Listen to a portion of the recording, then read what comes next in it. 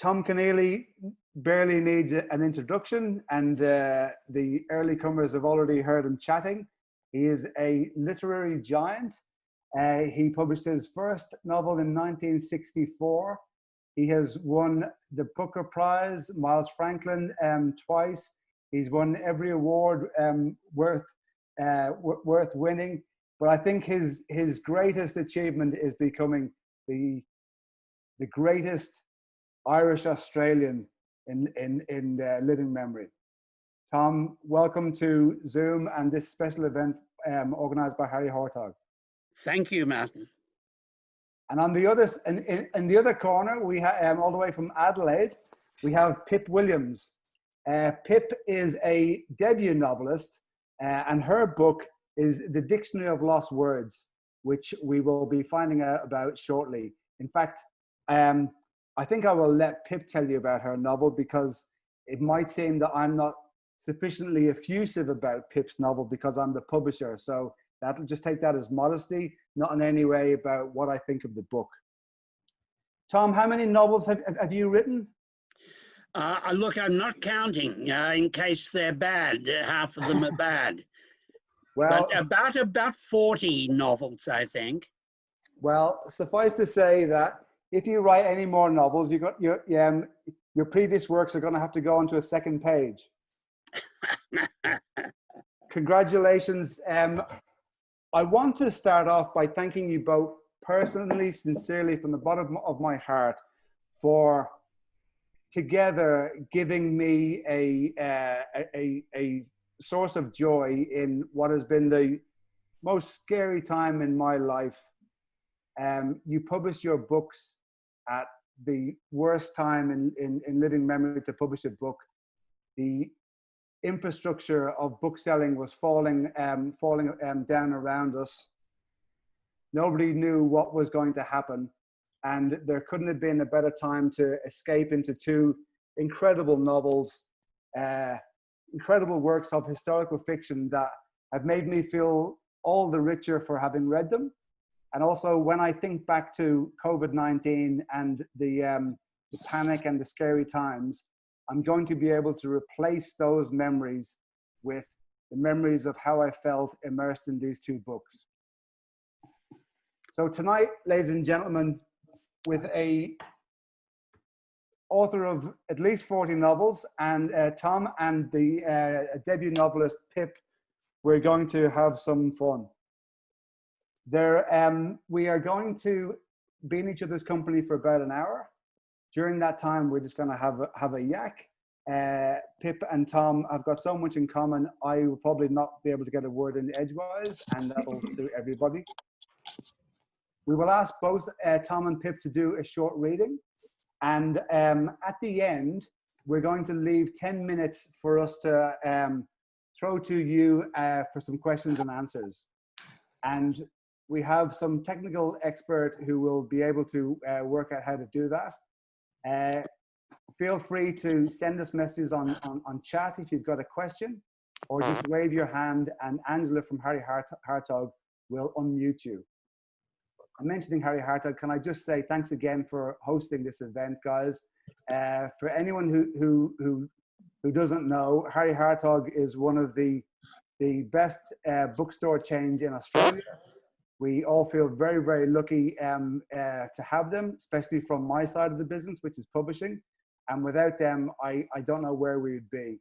Sometimes you worry about the independent retailers in Australia or around the world, and you worry about what life would be like without them. And we got a glimpse recently of what life would be like without them. So with stores having to shut down. So as you all know, there's never been a more important time to support your bookstores, and do not for a moment take for granted wonderful chains like Harry Hartog. Thank you. So I think, Pip, would you like to introduce your book and then maybe do a short reading just to set the context for the Dictionary of Lost Words. Is that okay by you? Yeah, I'd love to. So the Dictionary of Lost Words is actually fiction woven through the real history of the development of the Oxford English Dictionary. And I have taken a young girl called Esme and I've thrown her into the scriptorium, which is where all of the words for the first Oxford English Dictionary were being compiled and defined. And Esme is basically my way of trying to understand whether or not the Oxford English Dictionary was perhaps a biased text, because everybody involved in its making were men, really, and most importantly, the literature that they used to define words was all pre-20th century literature, so the majority of it was written by men. And I didn't really know how the novel would turn out.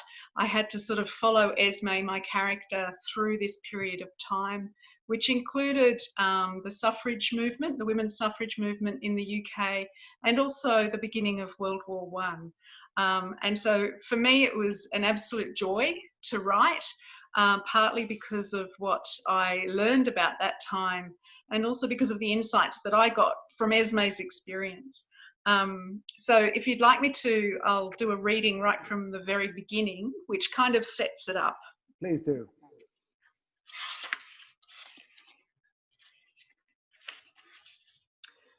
Prologue, February 1886. Before the lost word, there was another. It arrived at the scriptorium in a second-hand envelope, the old address crossed out, and Dr. Murray, Sunnyside, Oxford, written in its place. It was Da's job to open the post, and mine to sit on his lap like a queen on her throne and help him ease each word out of its folded cradle. He'd tell me what pile to put it on, and sometimes he'd pause, cover my hand with his, and guide my finger up and down and around the letters, sounding them into my ear.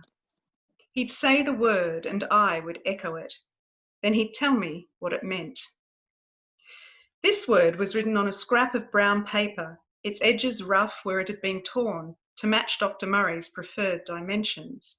Da paused, and I readied myself to learn it. But his hand didn't cover mine, and when I turned to hurry him, the look on his face made him stop. As close as we were, he looked far away. I turned back to the word and tried to understand. Without his hand to guide me, I traced each letter. "What does it say?" I asked. "Lily," he said. "Like Mama." "Like Mama." "Does that mean she'll be in the dictionary?" "In a way, yes." "Will we all be in the dictionary?" "No." "Why?" I felt myself rise and fall on the movement of his breath. A name must mean something to be in the dictionary. I looked at the word again. "Was Mama like a flower?" I asked. Da nodded. "The most beautiful flower." He picked up the word and read the sentence beneath it. Then he turned it over, looking for more. "It's incomplete," he said. But he read it again, his eyes flicking back and forth, as if he might find what was missing. He put the word down on the smallest pile. Da pushed his chair back from the sorting table. I climbed off his lap and readied myself to hold the first pile of slips. This was another job I could help with, and I loved to see each word find its place among the pigeonholes. He picked up the smallest pile, and I tried to guess where Mama would go. "Not too high and not too low," I sang to myself. But instead of putting the words in my hand, Da took 3 long steps toward the fire grate and threw them into the flames. There were 3 slips. When they left his hand, each was danced by the draught of heat to a different resting place. Before it had even landed, I saw Lily begin to curl. I heard myself scream as I ran towards the grate. I heard Da bellow my name. The slip was writhing. I reached in to rescue it, even as the brown paper charred and the letters written on it turned to shadows. I thought I might hold it like an oak leaf, faded and winter crisp. but when I wrapped my fingers around the word, it shattered. I might have stayed in that moment forever, but Di yanked me away with a force that winded.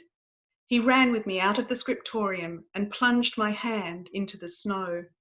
His face was ashen, so I told him it didn't hurt. But when I unfurled my hand, the blackened shards of the word were stuck to my melted skin. Some words are more important than others. I learned this growing up in the scriptorium, but it took me a long time to understand why. That's it. Beautifully read, Pip. Thank you. I don't think it would do any good if I started crying now, because I wouldn't be able to move things along. But that was absolutely beautiful. Just in summary, before we go to Tom, I'm keen to know where this idea ignited, how you found out about it, and when it just became this kind of irresistible, unstoppable force that you had to write it as a novel. Sure. Well, it started after reading Simon Winchester's The Surgeon of Crowthorne, which is a non-fiction, a lovely small little book, non-fiction, about the editor of the Oxford English Dictionary, James Murray, and one of the more notorious volunteers who sent in a lot of words with examples of how they'd been used.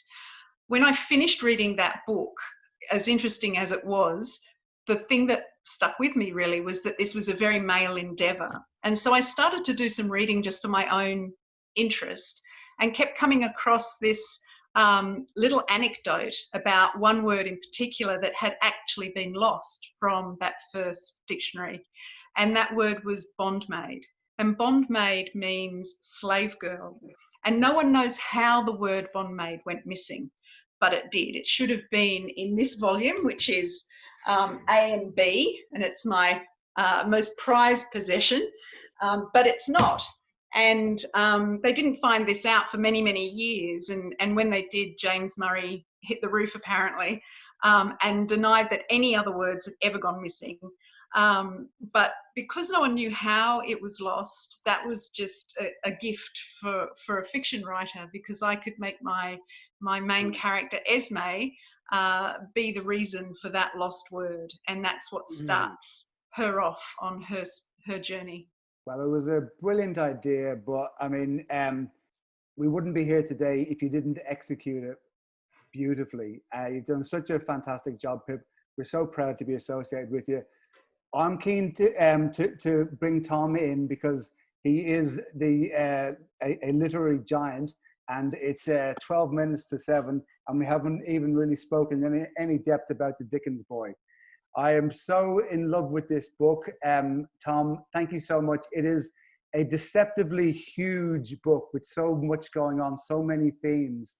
It's on the surface, it's the story of Charles Dickens' 10th child, who wasn't applying himself in Britain, and so was shunted off to Australia to make a man of himself. I did think when I was asked to do this 10 days ago if it would be possible to get away with having a chat with you without reading the book, because I wasn't sure I'd have the time.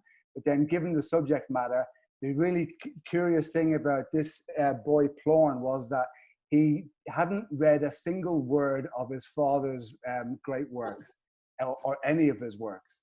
And it became very difficult for him to avoid that scrutiny. And especially when he came to Australia, where his father was revered everywhere. Tom, when did you decide that Plorn, the 10th child of Charles Dickens, was going to be the subject of your 40-something novel? Well, I thought he was a bit of a gent for a Westie like me to write about, a knuckle-dragging troglodyte. But the more I read about him, and the disappointment he was to his father, combined with the huge affection his father had for him when he was a little kid. Dickens was in many ways a wonderful father, but he did get disappointed in most of his sons. He tried various things out on them, like giving them cramming so they could pass foreign office tests and so on. But in the case of Plorn, he just let him go early, at the age of 16, to Australia, and Plorn was under the pressure of satisfying his father. His father dies 2 years after Plorn gets here.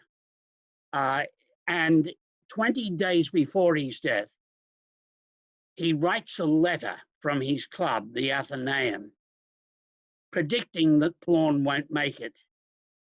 Writes a letter to Plorn's brother, Alfred Tennyson Dickens, who is in the Barrier Ranges.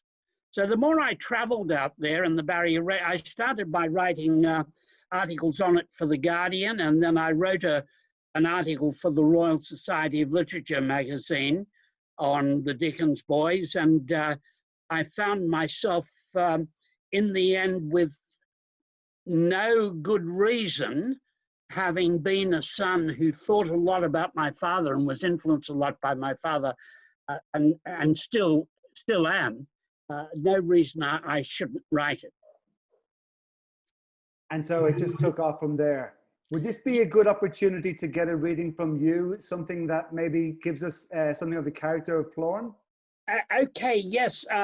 When Plorn came to Australia, he brought the baggage with him of his father's marital and mother's marital split up, and the fact that his father was in love with a young Irish actor named Ellen Ternan. And he is working himself to death, sustaining his wife, his kids, the family. Dickens didn't have a happy time with Ellen in the sense that she came with a mother and two sisters. One of the sisters married Anthony Trollope's brother, but still there's the mother and they weren't monsters, but they had to be looked after. And so in a primitive way, young Plorn is aware of all this. Okay. He comes to a place, station at beyond Wilcannia, which has 2,000 square miles. And in those paddocks, which are 30, 40 square miles across, he meets the hut keepers, sometimes two men, sometimes one, often eccentric. They live in a hut that's papered with newspaper, insulated with newspaper, so they never run out of a reed. And I think I can find where he and Yandy and his boss arrive at one of these huts. And they find there an older man and a slighter man. The older man is a veteran of the Crimean War. Yandy, you black mongrel, the man with the full beard smoking the pipe, called, "How do you stand with your God?" "Pretty good, Mr. Staples," Yandy chirruped in return. "How the bloody hell you?" "I am splendid, you impertinent child of Adam." "I think we're all child of that Adam, Mr. Staples." "Ah, you have a good soul, Yandy, you sable devil." "Thanks, Mr. Staples," said Yandy. "But tell me, where is my bloody poor soul, Yandy?" "Oh, it sits in the tree up there," Yandy told him, pointing. "It's arguing with God." "Ah, it does sit up there. What does God say to it?" Yandy made a gesture as if the air itself revealed all. "I can do sketching for you. I can sketch you and God." "You're a bugger," said Staples. "This is what happens when you let buggers come visiting." "Ah, Mr. Bonney, I do not include you in my general unease, sir." "Glad to hear that," Fred declared. Fred is the boss, remarkable man. One of the reasons I wrote the book, he is a chemical plate photographer, an early photographer of pastoral Australia and of the Parkinshee people, the forebears, or sorry, not the forebears, the descendants of Mungo Man.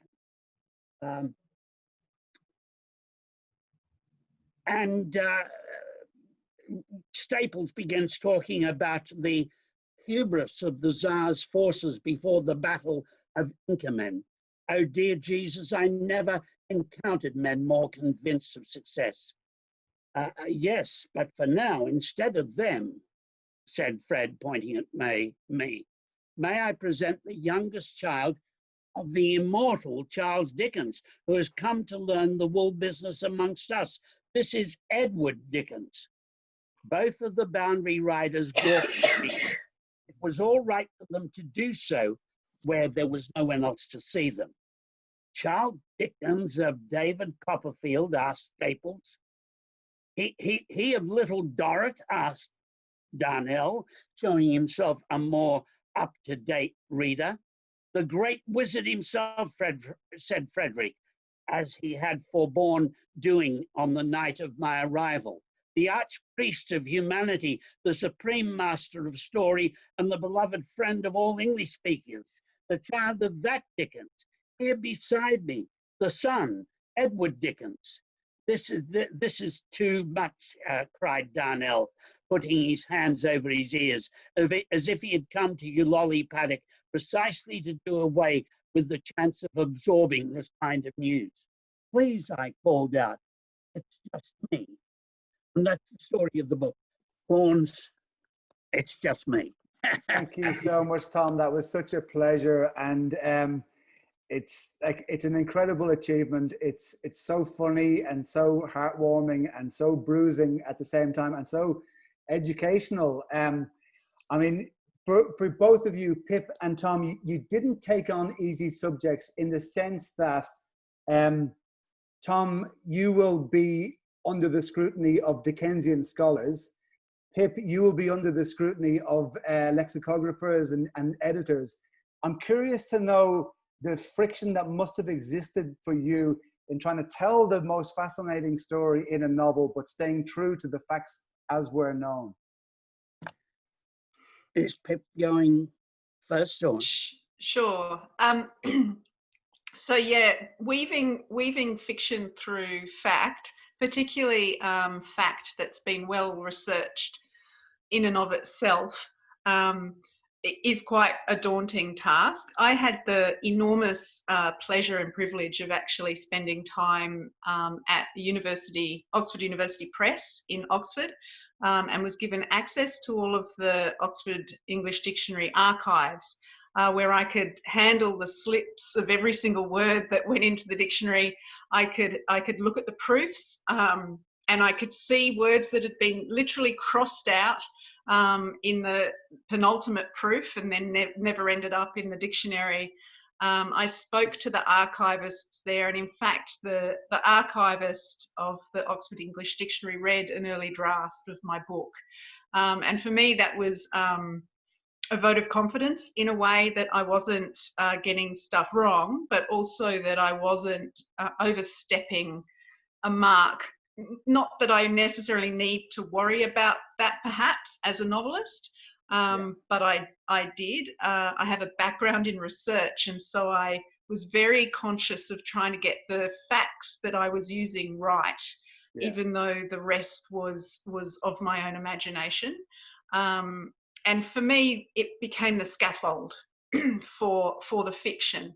And occasionally, you know, there was a temptation to rebuild the scaffold when it didn't quite fit my ideas. But I avoided that. That was my pledge to myself, was to keep the facts where they were, and work around them. And if I couldn't work around them, I had to change the story. And as a debut novelist, you must have had some pressure from your publisher to change things in the story at times, and you had to stand firm.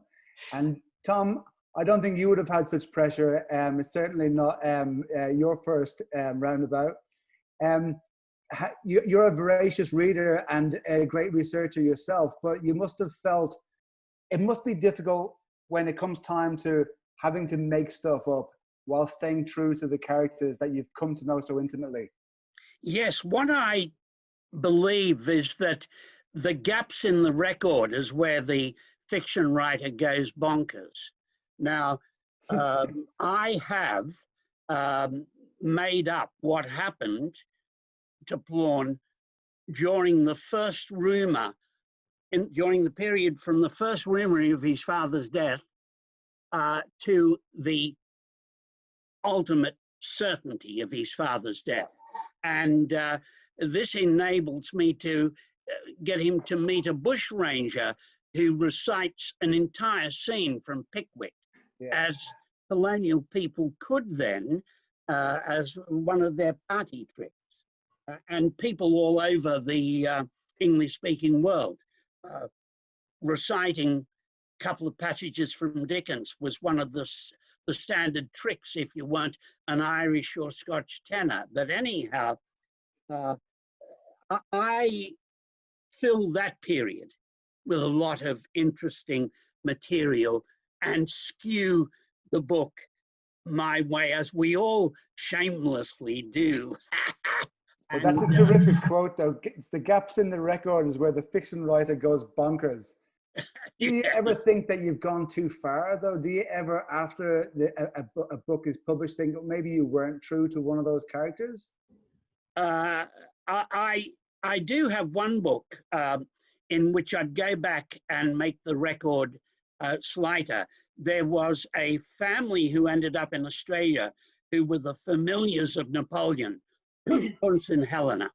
And I would perhaps mute a few of the incidents in there, having now met members of the family. You don't think there are breathing people around keeping the honor of people you mention in your book, but it is the case. For example, there was a man in the early colony of New South Wales called Freeman. He was condemned to death, but given the task of the offer of hanging or becoming the colonial hangman. He became the colonial hangman, and he's got a descendant who goes to all the literary festivals and complains about the way I dealt with him in a novel called The Playmaker, and in a play based on The Playmaker that went all over the world called Our Country's Good, written by Timberlake Vertenbaker.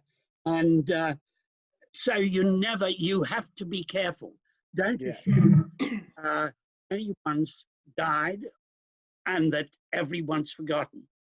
But it is easier with the ancient and an old record. The 1860s are more forgiving than making up things in the modern era. I think the descendants of your characters should be honored and privileged to be written up in your hand. Pip, what about you and the real characters that you base parts of your novel on? Yeah, I mean, it's really important in historical fiction to include the real characters, but the dilemma is how many words do you put in their mouth, and what do you do in terms of, you know, rendering their characters when you didn't know them personally. Like I said, I did a lot of research, so I read a lot of letters and a lot of writing of the people who are included in my novel who are real. So, you know, the fictional characters are Esme and her father and a couple of lexicographers, but the rest of the lexicographers and Dr. Murray, who was the editor, his daughters, other editors and so on, they were all real people. There's actually quite a lot written about the men, and so I found it was quite easy to assess the character, I suppose, particularly of Dr. Murray. What I did is I tried never to judge them. So I tried to give them dialogue that made sense for a scene, if they were in a scene with Esme, essentially. But it was really all about Esme's story. It wasn't about them. And so they propped up Esme's story. The only character that I had a real dilemma with was Edith Thompson. So Edith Thompson, in my novel, her nickname is Dita. And I gave her this nickname. Esme gives her this nickname. She's Esme's godmother. And of course, she wasn't, because Esme didn't exist, but Edith did. I give her the nickname just to sort of acknowledge that I'm fictionalizing her life to some extent. But the truth is, there's not much about her in the records. So even though Edith Thompson was a prolific volunteer for the Oxford English Dictionary, she was involved in the first letters A right through to Z. And yet she gets very little mention in any of the histories. And when she is mentioned, she's mentioned because she wrote a biography of her grandfather, who was a parliamentarian. And so her life in particular was really difficult to grasp. And yet I didn't want to leave her out of this, like she'd been left out of history. So it was a real dilemma whether or not I just give her a pseudonym and say the character was based on her. And in the end, I decided, no, I want her to be named as Edith Thompson. And in her correspondence with Dr. Murray, she is. And there's actually a note in the book that was actually written by her. It was about the word lip pencil. And I made that decision because she's already been left out of history, and I wanted people to know who she was. But I accept that that's a decision I made, and some people will not necessarily be happy with how I have characterised her. But I characterised her based on research that I did do, based on letters that I read of hers to other people. And in my mind, she was smart as a whip, funny, irreverent, and she was a suffragist. And that's really clear in her writing, and that's how I've represented her. And I think, as Tom says, there's plenty of gaps there in which you can go bonkers, you know, with the official record. I'm curious about the, you mentioned the suffragette movement, and I'm curious about the subtext in your novel, Pip. How difficult was it, or is it, trying to make persuasive points while not letting them get in the way of the story? Well, firstly, I never set out to write about the suffrage movement. I set out to write about the dictionary. But as soon as I started doing any research about that period of time, it was really clear that the women's suffrage movement was a key event at that time, and so was World War I. So as I didn't know enough about either of those topics to start writing about it, so I had to do quite a bit of research. And I didn't have an agenda, really. I didn't have an agenda in terms of writing about the suffrage movement. I had an agenda about writing about women's place in the Oxford English Dictionary. Now, the two things just so happened to beautifully come together, but in some ways they run parallel and they just cross over every now and then. And I hope that in my story, that's what happens. My story isn't about the suffrage movement. It's about the dictionary, but you can't write about anything at that time without touching on the bigger events, and that was the big event. And my main character is a woman, so she had to have had some influence. There must have been some influence on her if she lived at that time. Tom, what was your take on the how in the Dictionary of Lost Words, Pip has portrayed the shaping of the English language? Well, I wondered about two things, or a number of things. First of all, Pippa, beginning of day, you're sharp and more analytic than towards the close of business. Do you think the dictionary ever suffered from late in the day sloppiness? And then you're talking about this huge work, the whole 23 volumes, 23? Now, it was actually 12 volumes back 12 then. But yes, yeah, but now even so, that's a lot of words. And of course, you give us a sense of as many words being cut out. Yeah. Did you have and some left out by accident, like bondmaid? Yeah. Which I think Murray would have really liked. He would have missed his bondmaid. But,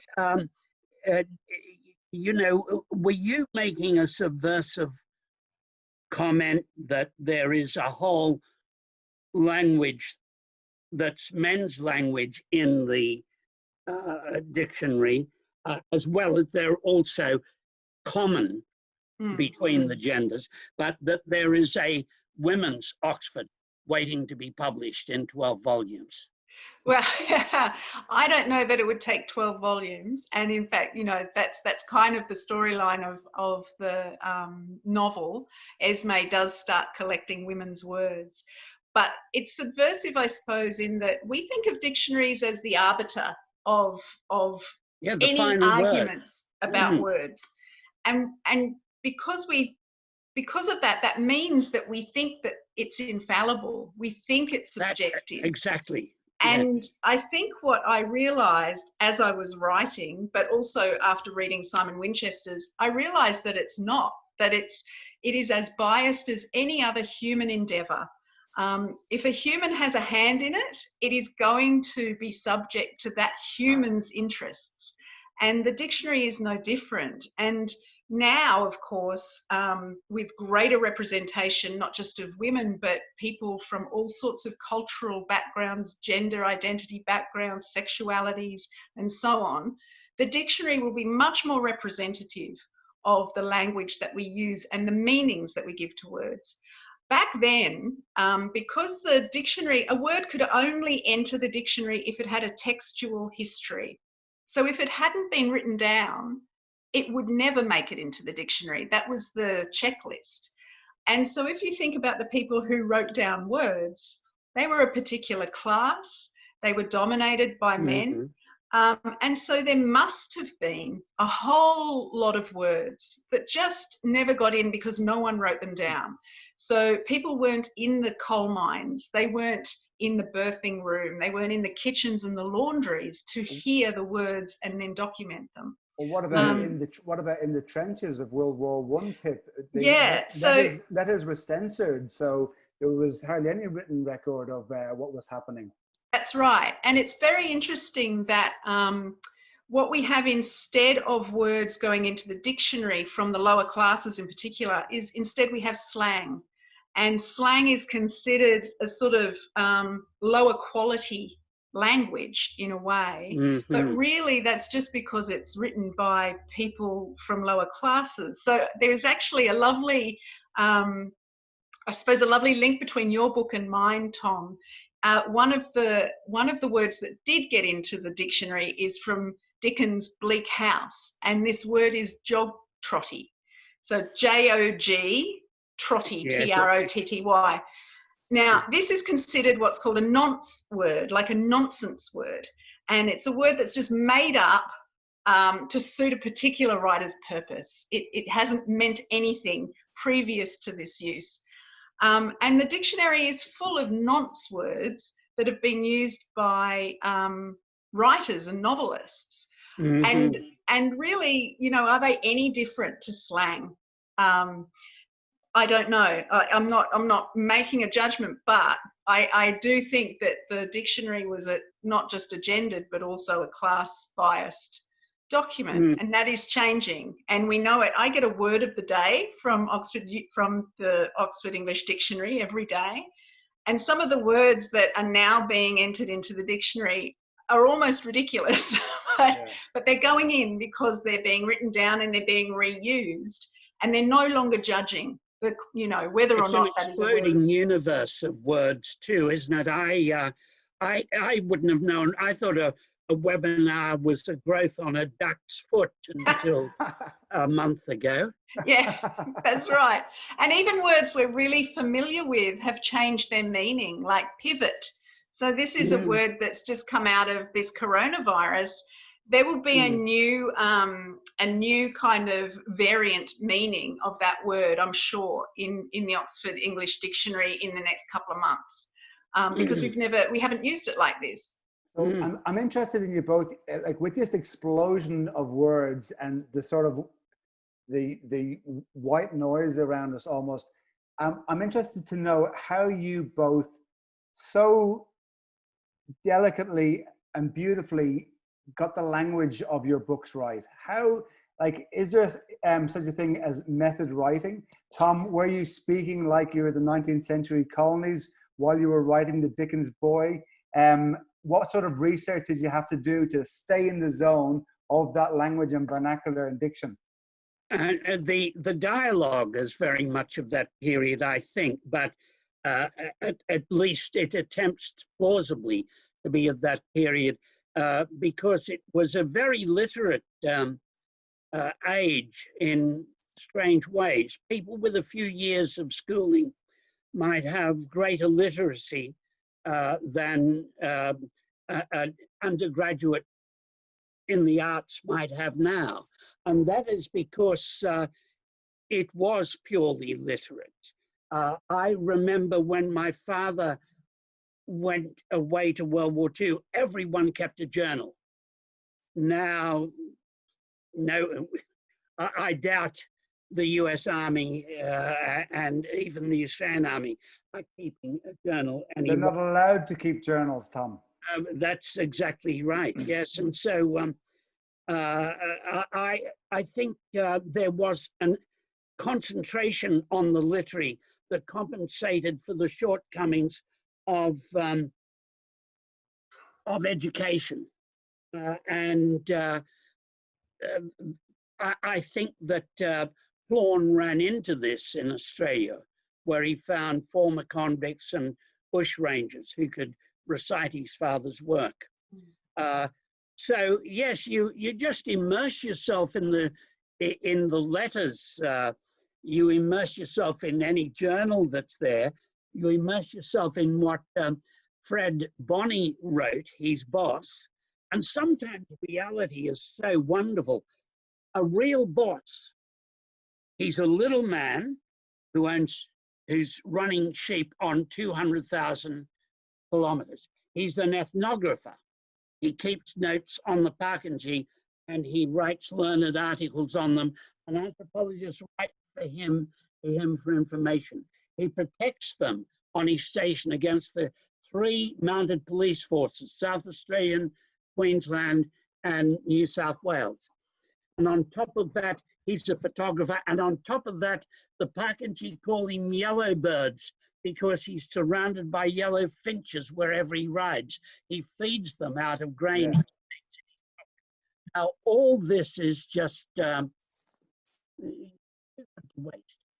And so sometimes it's the too good to waste aspects of a subject that will convince you to write it. And when I read about Bonney, I thought, well, that's it. I've got to write this sucker. Though I'm not a British gentleman. Neither was Dickens. His grandparents were servants, as you know. And yeah. And Pip, what about you and the getting into the language of early 20th century Oxford? Yeah, I mean, like I said, I sort of did a bit of reading in the archives, particularly letters, but I have to admit, I tried not to turn the language into kind of Victorian English because I think I would have failed, but also I thought it might sort of turn some readers off, actually. So what I did instead was I would have certain phrases, certain words, certain ways of putting words together that I would repeat so that there would be just this, I suppose, a flag to an earlier way of speaking rather than going holus bolus and putting in all of the vernacular. So that's how I did it. You mentioned people use are less colourful in their use of language now, and if you want to see what it was like, it's your crowd, Martin. I don't know if it's because you were it is modern, 19th century, before your forebears became literate, and they still had this wealth of pre-literate spoken culture. Yeah, and it's never quite culture. left them. Yeah, it was an oral culture, but also Irish English is a particular thing because we all spoke Irish until we were forced to speak English, and so it was a unique kind of fusion of the two that's created the language we speak. Yeah, you drive the English language like someone else's sports car in the wrong gear, but you drive it better than any of the other buggers. That's right. Pip, you mentioned letters, and it brought to my mind the fact that letters play a big part in both your books, but in very different ways. Am I right in thinking, Pip, that all of the letters practically in your book are from your imagination, and Tom, all the letters from your book are real and had to be very carefully preserved, or at least most of them? If I want to advance the plot or lay down information, I sometimes alter a bit the letters he received from his siblings. But the letter that Dickens wrote 20 days before he himself dropped dead of overwork, a stroke from overwork, the letter he wrote about Pip, the letter that must have haunted Pip all his life because it appeared in the 3-volume Dickens letters, that letter is absolutely unedited, yes. Yeah. And yet it is one of the most tragic things in the book. And Absolutely. And even Dickens himself didn't write it as tragic. What an interesting man, and as fallible as any bloke. So I'm very interested in the fallibility of men. I've been writing about it 3 or 4 times. You know, the fact that we go crazy and that we can be very nasty when we decide to go crazy. And we have different triggers for going crazy than women have. Yeah. And so I think that Dickens, another aspect was that Dickens was a great example of that, a great bloke who does unspeakable things a couple of times in his life, including publishing a letter in the press in which he says that he and his wife are criminally unsuited. She's given him 10 kids. If I'd been her, I would have said, why didn't you tell me round about number 2? Yeah. So Pip, I expect that you, in some ways, it would have been easier if you had actual letters to work with. Was it almost more restricting having to make them up? Actually, I'm a letter writer, so I love handwriting letters, and I still have a really close friend in Canada, and we write to each other by hand.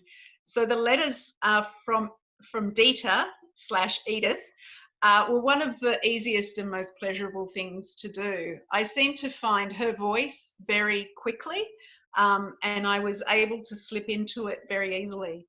And I think it really helped to have her so easily audible in my head when I was writing. And those letters actually were really easy. I literally wrote them as if I was Edith, and you know, I was writing to a friend, and I'm very used to that kind of writing. Well, did you find there's an aspect of it where you say, hey, this isn't prose, this is just a letter? And you write it quicker. That's right. And I think, if I was having any kind of writer's block, I would just write a letter. And it didn't seem fair that I might clock up 500 words in a letter because I hadn't worked hard enough for it. Now, I think, is this writing? This is probably counterintuitive for a moderator to do, but I'm going to have to shush you up because I realize it's we have 7 minutes left, and we promised our audience 10 minutes of questions and answers.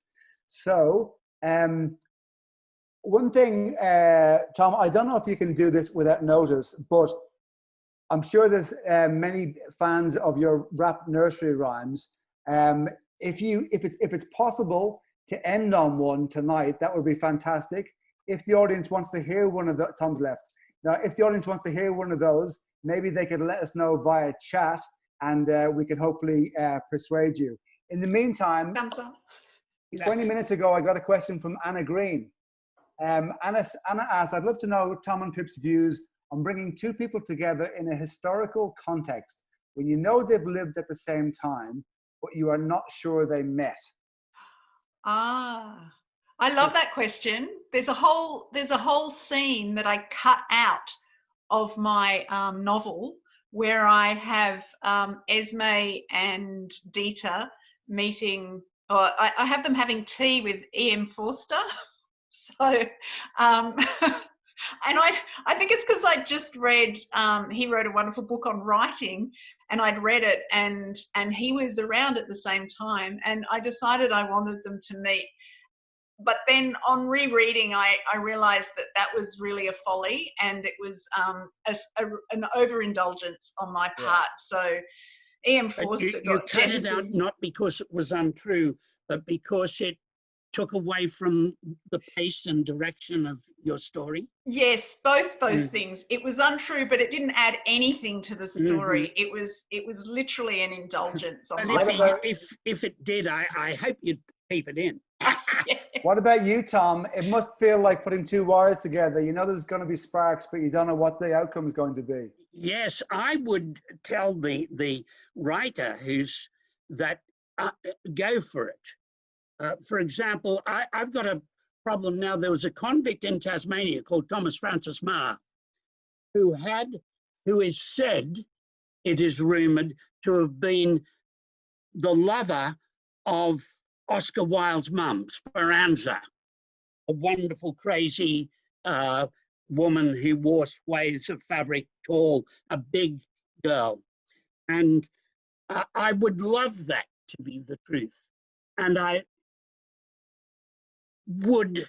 you can't put it in a biography, but what a love scene, particularly since one was a dandy and neat, and the other was big boned and Amazonian. Esperanza, so like her son, big, florid woman. Go for it, the two of you, I would say. I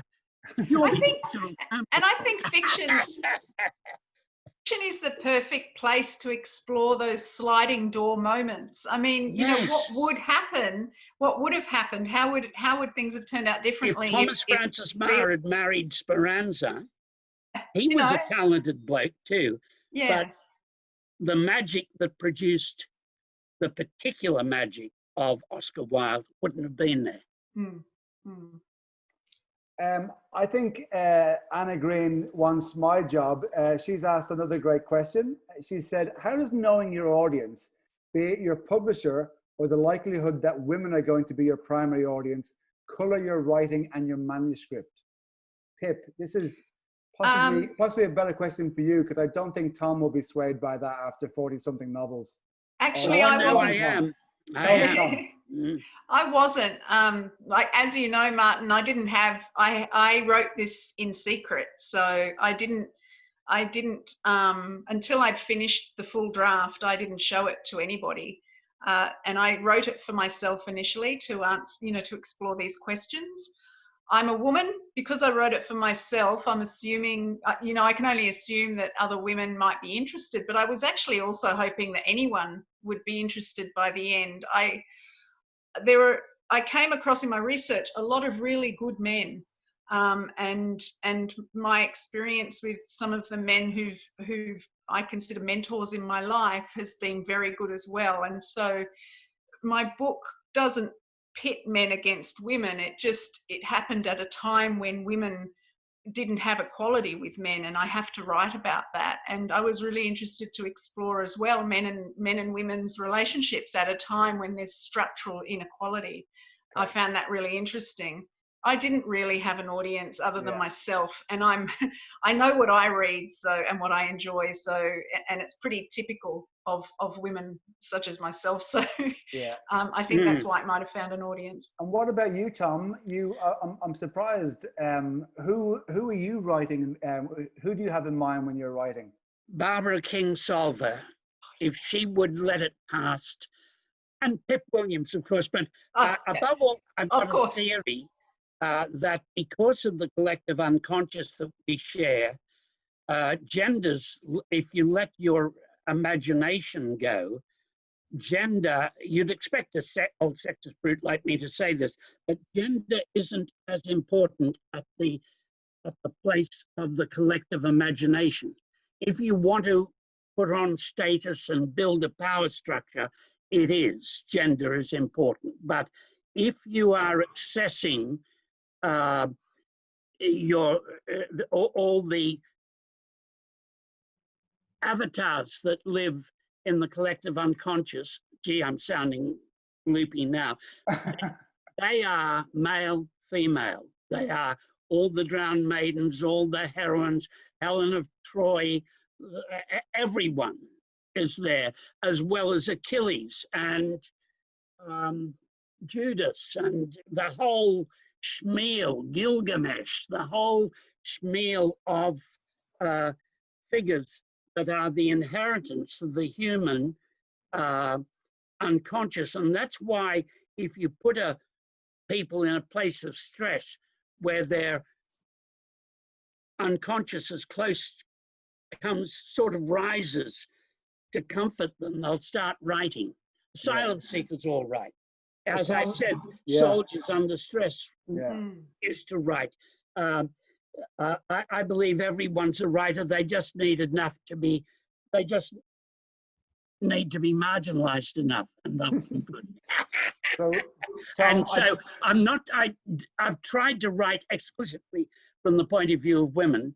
And could I just recommend a novel called The Daughters of Mars, which is about two Methodist girls who become nurses in World War I. And it's not the Madonna nurse thing. It's about women who are treated as excess to requirements, dressed in poor male clothing, dominated by male orderlies, sexually abused by them, verbally abused by them, women who then strike for equality of status, as the Australian nurses did on Lesbos. It's one of the earliest big moments of the feminist movement in Australia. And so, you know, I'm very proud to write from the point of view of women and get away with it. Because maybe it's because D.H. Lawrence is more famous. He did it, he doesn't get away with it. Tom, I hope that Pip doesn't have to become marginalized to write more. As a literary giant, what advice would you have for Pip after her publication of her first novel? Oh, just keep writing. And if they say your second novel didn't do as well as your first, publishers say, if it's a success, they say, we did very well with your first novel. Your second novel didn't do as well. That won't be us, Pip. There's only one answer. The third novel. Before we go, can I ask Tom a question? Of course. I've been burning to ask this question. One of the things that absolutely delighted me about your book were the secondary characters. And I just wondered whether this was done on purpose or by accident. But there were so many of them that for me, I felt like if I could open the door to their backstory, I would enter into a Dickens novel. And I'm just thinking of like Mr. Gaggan, who was the barfly at the Pack Saddler Hotel, and Mr. and Mrs. Chard and Mrs. Wivenhoe. I mean, and you mentioned Dr. Pearson, the bushranger. Yes. They were such extraordinary, beautiful secondary characters, and you gave just a little bit of a hint of their backstory, and I just wondered if that was on purpose, that it was Dickensian in some way. Yes, I felt, I just read all of Dickens' work through the process, including his short stories, some of which are great, some not so great. But yes, I did try to make the characters brimming with life, a la Dickens, but it's just something, you got an ambition to be Dickensian, and it sort of works out if you're lucky. I felt like you were road testing Charlene, you're sharing your screen accidentally. Great. I don't know what was happening there. I thought I was having someone accidentally pressed share screen. Someone trying to quieten me. Not at all. We could listen to you for hours, Tom and Pip, but unfortunately that's not the arrangement we have. We're going to have to wind this up. Tom, is it possible to get you to rap a nursery rhyme? I believe so. This one is Hi Diddle Diddle. And it's short. It's called The Trip. If you drop some acid and go Looney Tunes, you'll see two cows jump over the moon. And over in the corner, by a glass of raw gin, a lean old cat's playing violin, while the dog at the counter laughs out loud and gets rained on by an indoor crowd. And the dish and the spoon are starting to nest. Get a hotel room, the dog suggests. And you hear his laughter crackle and hiss as a cop says, "Sir, breathe into this." Fantastic, Tom. Thank you so much. It's been such a pleasure speaking to you both. Tom, thank you so much for at least 4 phrases that I've written down and will claim as my own and deny that this conversation ever happened in future.